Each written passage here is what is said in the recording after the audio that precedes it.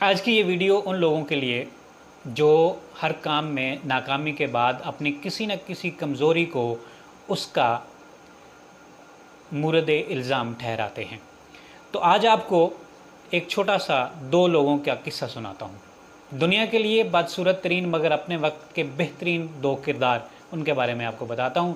ایک کردار ہے لیزی کو دنیا کی بدصورت ترین خاتون کہا گیا، اس پر لاکھوں میم بنائے گئے، اس کو یہاں تک کہا گیا کہ اتنی بدصورتی کے ساتھ جینے سے اچھا کہ مر جا، مگر اس نے ہمت نہ ہاری اور گریجویشن کے بعد 3 کتابیں لکھ کر لاکھوں حسن والوں کے منہ بند کر دیے، اور پھر وہ دنیا کی بہترین موٹیویشنل اسپیکر میں سے ایک بن گئی اور مایوس افراد کو جینے کا ڈھنگ سکھانے لگی۔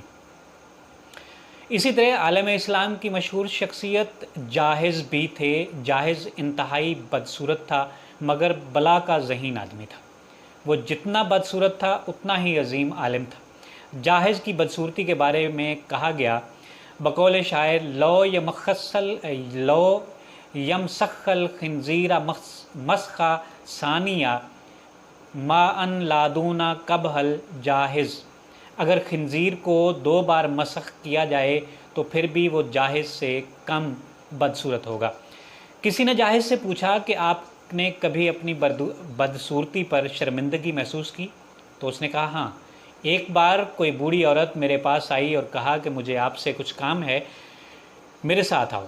میں چلا گیا، وہ مجھے ایک سنار کے پاس لے گئی اور سنار کے سامنے مجھے کھڑا کر کے وہاں سے چلی گئی۔ میں نے سنار سے پوچھا کہ میرے لائق کوئی حکم، تو وہ کہنے لگا کہ یہ بوڑھی عورت مجھ سے تقاضا کر رہی تھی کہ میں اس کو شیطان کی مورتی بنا کر دوں۔ تو میں نے اسے کہا کہ میں نے شیطان کو کبھی نہیں دیکھا۔ تو وہ کہتی ہے کہ میں تھوڑی دیر میں آپ کے پاس شیطان لاتی ہوں، تم اس کو دیکھ کر ویسی ہی مورتی بنا دینا۔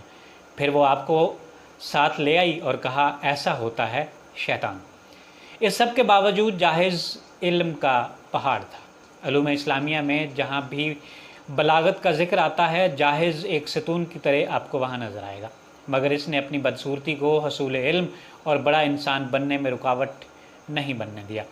2 مثالیں آپ کے سامنے پیش کی ہیں، ایک لیزی کی اور دوسری جاحظ کی، کہ اتنے بدصورت کوئی ان کے پاس بیٹھنے کو ترجیح نہ دے، مگر انہوں نے ایسا کمال کیا کہ لوگ ان سے ملنے کے لیے بےتاب رہتے تھے۔ اب آپ ذرا سوچئے کہ آپ میں کیا کمی ہے، آپ کیوں احساس کمتری کا شکار ہیں، آپ کیوں مایوس ہیں؟ ہمت کریں، حوصلہ کریں اور دنیا کو اپنی مرضی کے مطابق چلائیں، اور یوں کہا کریں کہ ہم سے ہے زمانہ